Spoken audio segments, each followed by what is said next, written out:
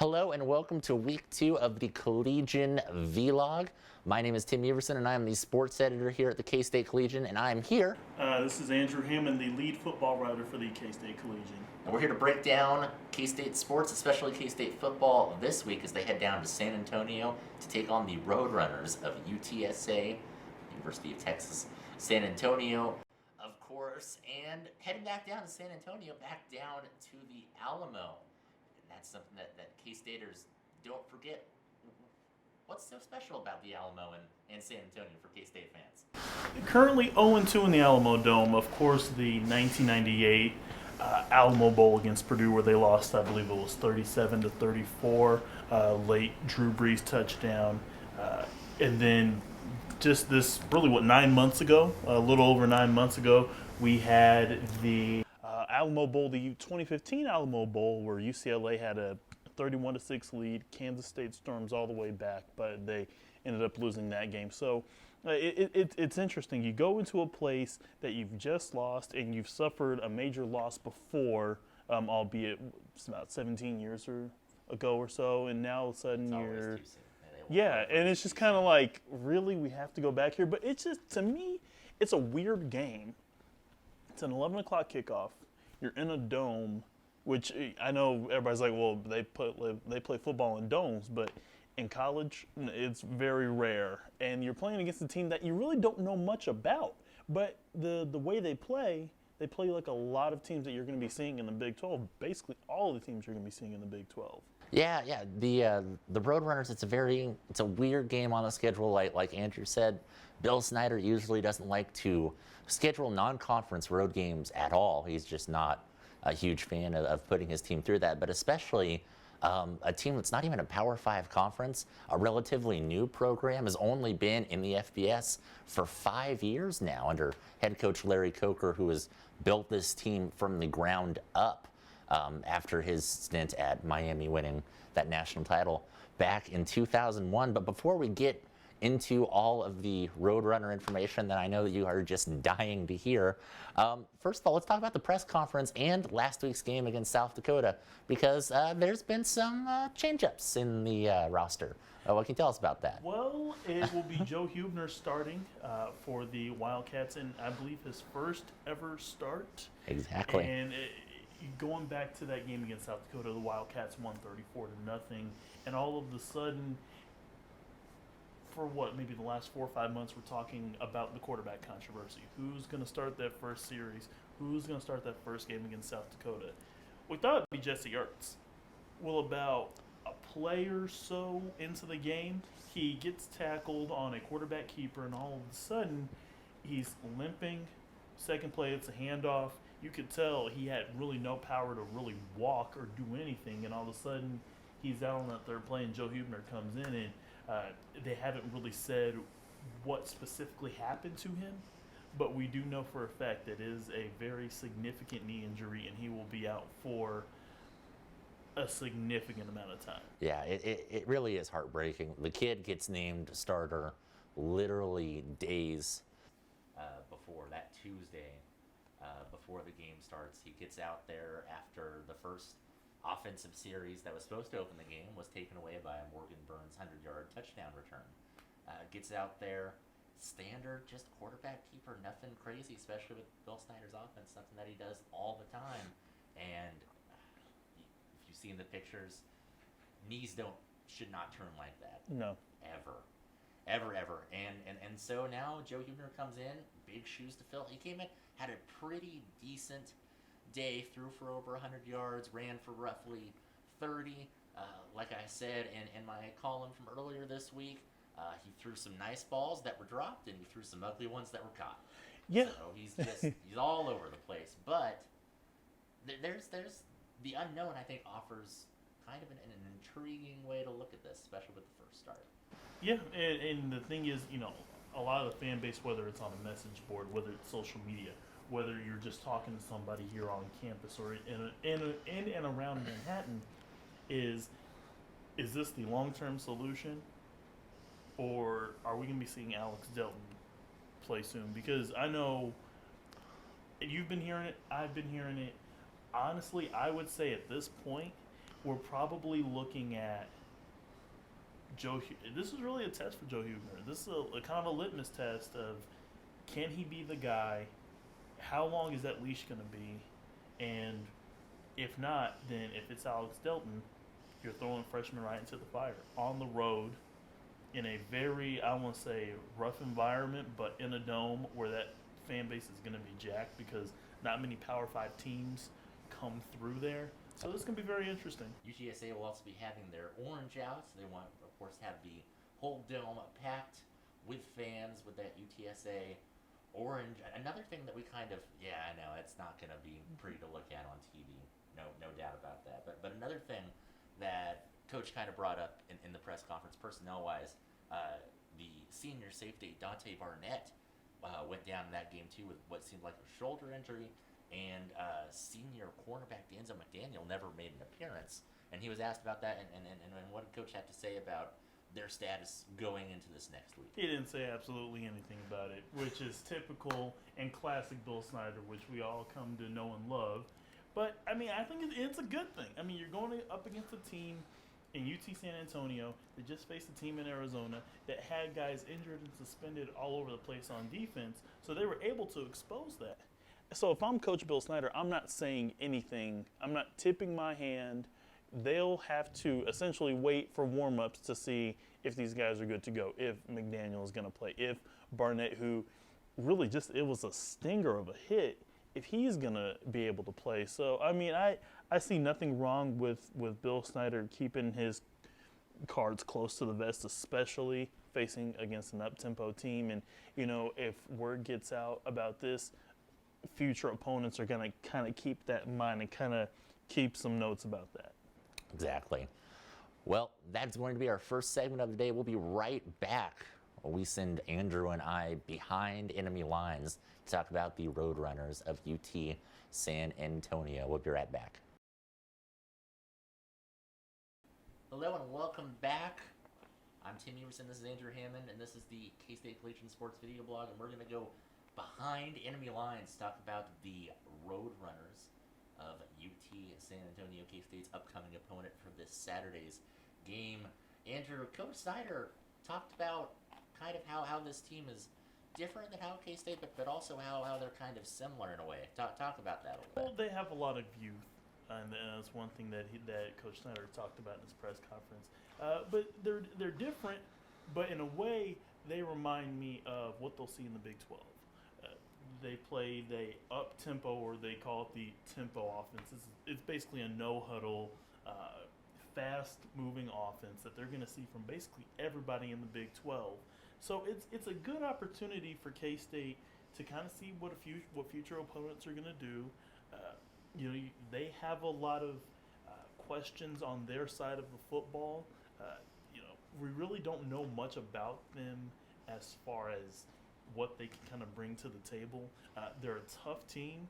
That's one thing that I talked to Matthew McCrane, talked with a lot of the other different players on the offense and defense, and they had talked about how tough they are, how good they are. I understand it's building up an opponent, but for a team that's picked 6th in their conference preseason or in their division preseason, and all of a sudden they're talked about how tough they are and how good they gave Arizona a game, and Bill Snyder was very impressed with their effort in that one, even though they lost 42-32 last Thursday night. To me, it's an intriguing opponent. It's fun. It's not like a team that you see every single Saturday, but it's a team that it's going to be fun to watch the two contrasting styles with UT San Antonio's up-tempo offense with K-State's really rock-solid defense that did one heck of a job last week. Yeah, definitely. Last weekend, their game against Arizona, they really put a scare into the Arizona Wildcats in Tucson. Their redshirt freshman quarterback, Blake Bogenschutz, had one heck of a game, throwing for 332 yards, which was a school record, and also he rushed for 31 more yards, which gave him the school record for overall yards in a single game. Now, UTSA is only 5 years old, so that's not maybe as impressive as you and I would think, but still, for a redshirt freshman quarterback, sounds like he's got a lot of upside to offer. Absolutely, and he's got a lot of good weapons on that offense. They averaged, about close to 50% on third down conversion, so they like keeping teams on the field. They like wearing those defenses down. They finished with, like we said, 32 points in that first game, 525 yards of total offense against a pretty decent Arizona and pretty athletic Arizona squad. A ranked Arizona squad. Yeah, and even though Arizona lost their All-American linebacker Scooby Wright for a few weeks with an ankle injury, that did play a part in that. And there was also some suspensions for Arizona. So even though they're good, I think kind of like K-State, they're kind of unproven a little bit. Yeah, no, I definitely see that. You're talking about weapons. Another big weapon and the leading receiver last week for this team is their senior tight end, David Morgan II, who was an all-conference USA preseason pick. Coach Snyder kind of took exception to the fact that he was the leading receiver. You don't see that too often, that a tight end is leading a team in reception, but he said he's going to be in receiving yards, but he's going to be quite a bit to handle, especially from a defense that maybe wasn't too terribly tested last week. Yeah, and one of the things about UT San Antonio that really impressed me was Bogan Schutz on 25 for 43 passing attempts. He had over 300. Well, he had about 330 yards, over 330 yards. And then he also distributed the ball very well. Even though Morgan had 9 receptions, 8 receivers got a chance to get their hands on the football. So they dish out the ball well. They run the football well. They had over 190 yards on the ground.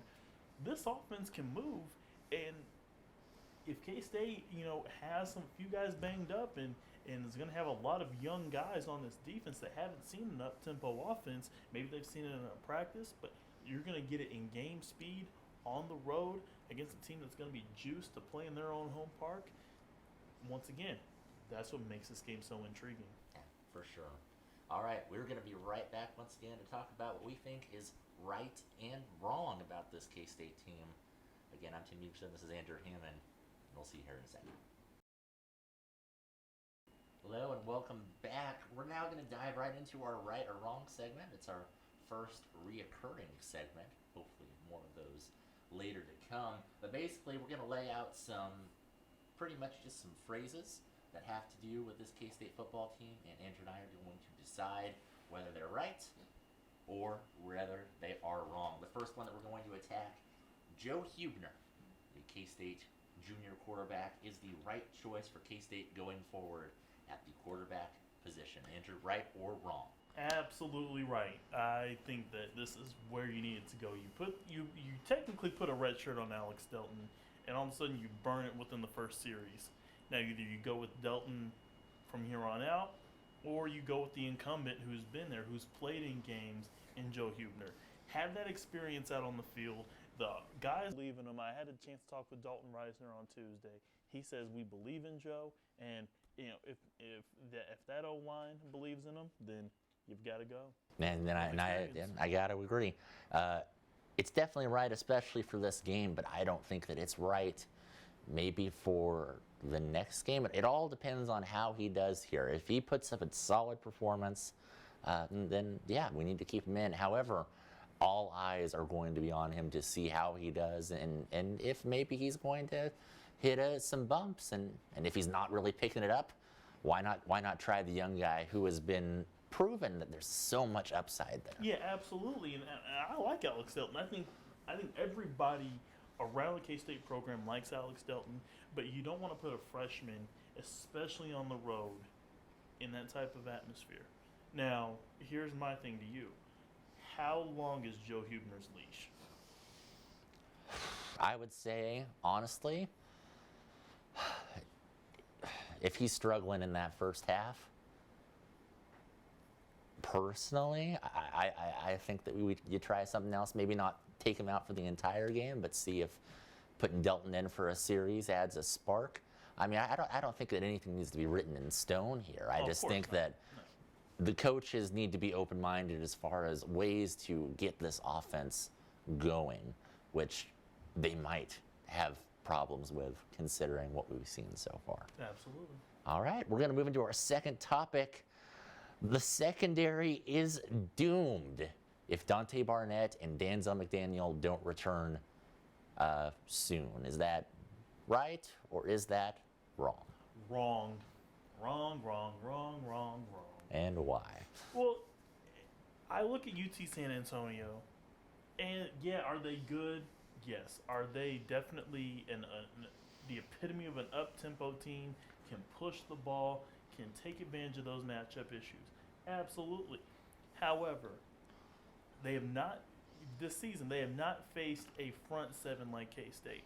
How that front line just gets to the football. You got Travis Britz down there, Jordan Willis, and really Marquell Bryant, a guy that I think kind of had an unsung performance against South Dakota last week. So Killer sack. I'm not sure that we can sit here and say that the secondary is doomed, because even if those guys are out, you've still got a front seven that had a shutout last week. Sure, it was against South Dakota, but I mean, they still put a shutout against the college football team in Division I college football, which is very tough to do. Yeah, I mean, so it's not like they just played an absolutely terrible team last week, and now all of a sudden they're getting LSU or somebody like that.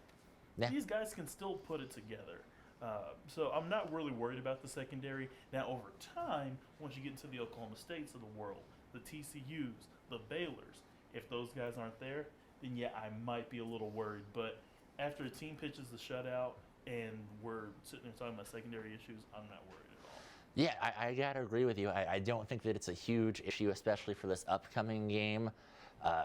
Kendall Adams, the young freshman safety, redshirt freshman, did a pretty decent job coming in and filling in for Dante Barnett. I mean, there were some times where maybe he was out of position or he didn't make quite the right read, but at the same time, coming in for his first series as a player, not too shabby.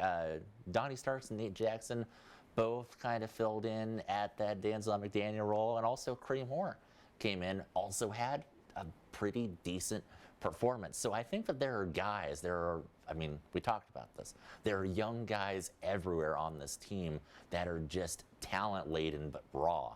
Yeah. And I think that just shows the depth of this team, and that if one of their big stars does go down, it's maybe not the end of the world. Maybe there is some hope. All right. Third topic, K-State's defense will have a performance that equals or tops last week. Right or wrong? You know, as much as I want to say right, I think it's going to be wrong. I think that the first time you're playing against a team that's up-tempo, it's never easy. They're moving the ball. You can practice for it as much as you want, but if they're moving the ball up the field, if they get the ball to the 20, and they're going to the 27, then the 38, and they cross midfield, it's hard seeing that live for the first time. So I would say for the first few series, unless UT San Antonio isn't great and isn't world beaters off the block, I think they're gonna struggle a little bit, because when you see it all the time, it's still hard to game plan for, because there's different types of speed. You really don't know how these guys are gonna handle it. Mm-hmm. So, especially with all the youth on this team. Exactly. It's hard putting them into this first one. I'm gonna say wrong. However, I don't know if it's gonna be that wrong. Guys, this defense is really good. Yes. I mean, I know it was just South Dakota last week, but I'm telling you, they showed that they're not messing around anymore. They're here to kick butt and chew bubble gum, and then they're all out of bubble gum. All right, this is a defense that I think may make a push to be one of the top in the conference, if not the nation. So I don't think that it'll be a shutout. I think that UT San Antonio's offense is just too talented, especially on the road. But I mean, I think it's going to be a pretty good defensive performance. All right, and to close this all out, Charles Jones was named atop the depth chart once again at running back, bringing this up for the second week in a row. Should he be at the top of the depth chart? I would say wrong. I mean, as much as I respect Bill Snyder and this coaching staff, which is very, very talented and very, very good at what they do, I'd like to see Justin Silliman as the number one back, and I think we will end up seeing Justin Silliman as the number one back. It's like having two types of pitchers. You have a fastball pitcher, and you kind of have the changeup pitcher. Charles Jones is your fastball pitcher. He just runs one way. He runs hard. He just runs straight. Not really too much to it. It's just simple.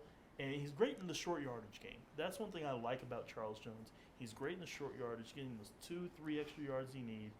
But in this conference, where you aren't a great passing team, 2 and 3 yards every play is not going to help you. You need somebody that's going to kind of bounce it around. You need kind of like a knuckle curve, a curveball pitcher. That is where Justin Silliman comes in. Yeah, no, I agree. I think that's wrong. The biggest spark that we saw in the offense Saturday was when Justin Silliman was put into the game. It was instant and it was apparent how just graceful he was able to just get through the tackle. He just busted through. Instead of just falling forward for 2 yards, he got 8. He was only in for a short period of time, but he put up a nice amount of yards.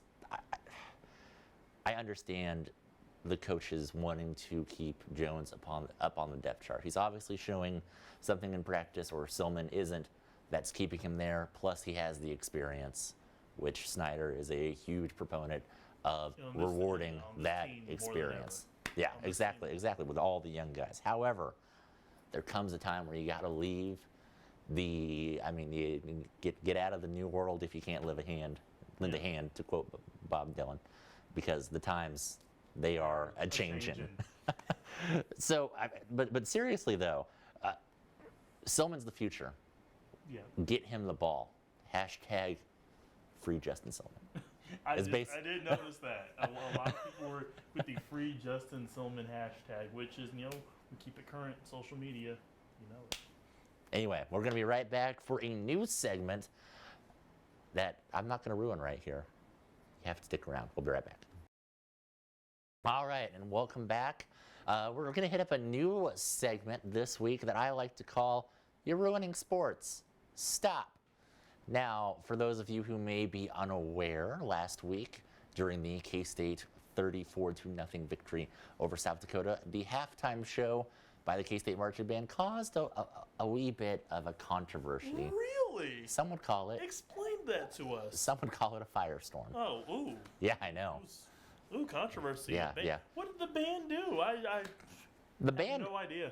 I'll tell you exactly what the band did. Thank you, sir. The band performed a 99% well-executed halftime show featuring Star Wars and Star Trek themes that also featured a Star Trek Enterprise and a Jayhawk fighting each other. Ooh. Yeah, I know. It was fantastic, except for that 1% of the halftime show when the drill was not executed to its full potential. And for some people who may have a dirtier mind than others, it looked like certain acts were being performed on a Jayhawk. And that sent the whole nation into a fever. It's been on everywhere: Huffington Post, ESPN, The Late Show, The Late Late Show, Fallon, We's Kimmel. Now. Yeah. It's been everywhere. Now, in the kind of the aftermath of this, Dr. Trace, the head director of bands at K-State, has been told that he's going to be banned from the KU game, which is fine because there's been rumors that he's been receiving some threatening emails from KU fans, which is terrible, honestly. And that is one of the biggest tragedies here, that people have taken it to this level, to the point where they're sending death threats to this man. Also, including with those sanctions, there's been a $5,000 fine, and a compliance person with K-State has to review every drill before it goes on, which, whatever, that's fine. The main problem that I have, and what I want to discuss today, is how these sanctions came about. Okay. Originally, the rumor was that people at KU had filed a complaint with the Big 12 that made them aware of it to hand down these sanctions.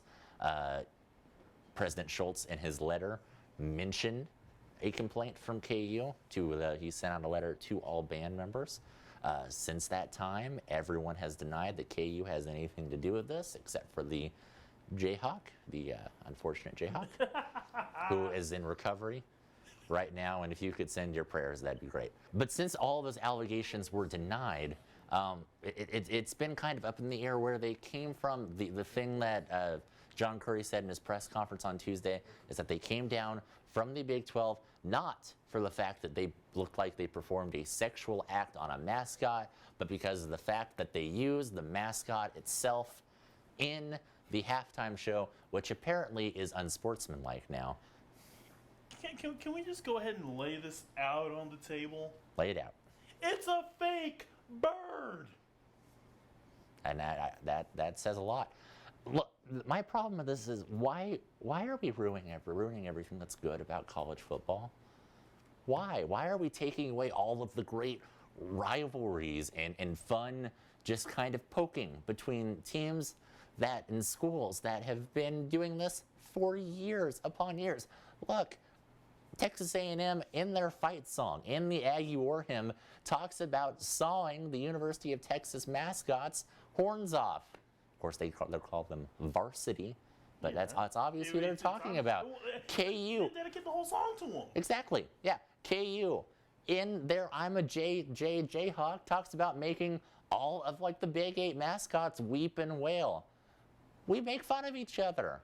It's fun. It's all in good fun, and it's what keeps college sports special. So that's why this week I'm sending out to Bob Bowlesby. My message to you is, you're ruining sports. Stop. And we'll be right back. All right, and we're back, and we're going to go through our picks for around college football last week. Things went okay for one of us and went better for the other one.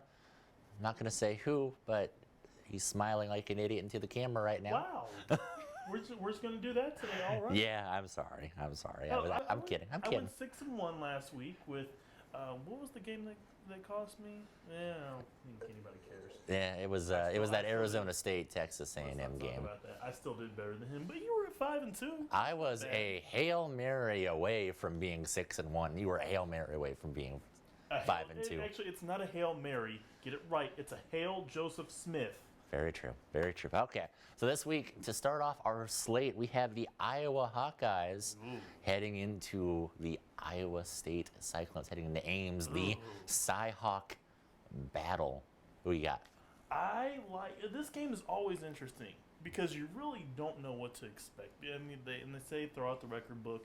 You can basically just burn the record book on the field because you really don't know what to expect each year. I like Iowa in this game. I can't believe I'm saying this, but I don't think Iowa's going to be that bad this year. I think Kirk Ferentz has it together at Iowa. This is not going to end well for me. I personally have Iowa State. Look, this team's not going to be that good, but Sam Richardson coming back, quarterback, they have a nice win last week over a very good FCS team in Northern Iowa. I have the Hawkeyes.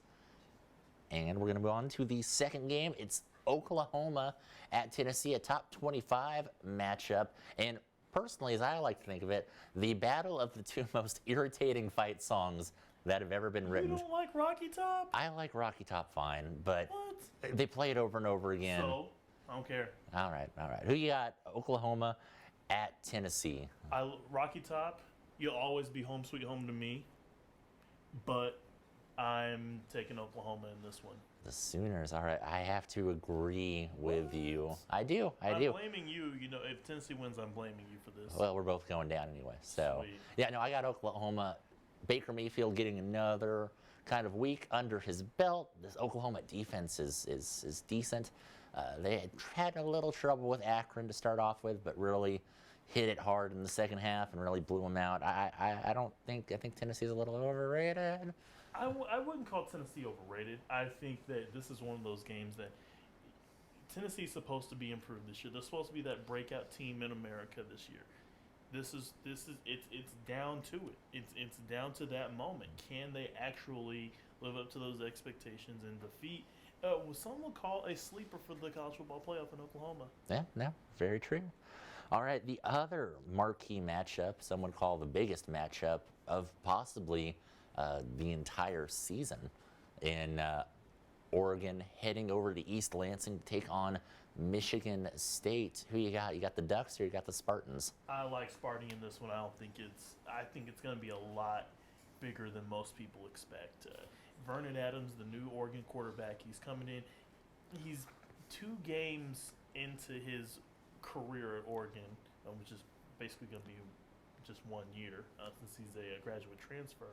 But I'm not sold on Oregon. I don't think they can go into East Lansing and put up the same type of performance and same type of production that they had with Marcus Mariota a year ago. So I really like Michigan State. They're my pick to win the national title this year, and I'm just very impressed about what they do on the offense and defensive side of the ball, of course. I don't like Michigan State that much per se, but I do like them over Oregon in that game. Connor Cook, sleeper for the Heisman.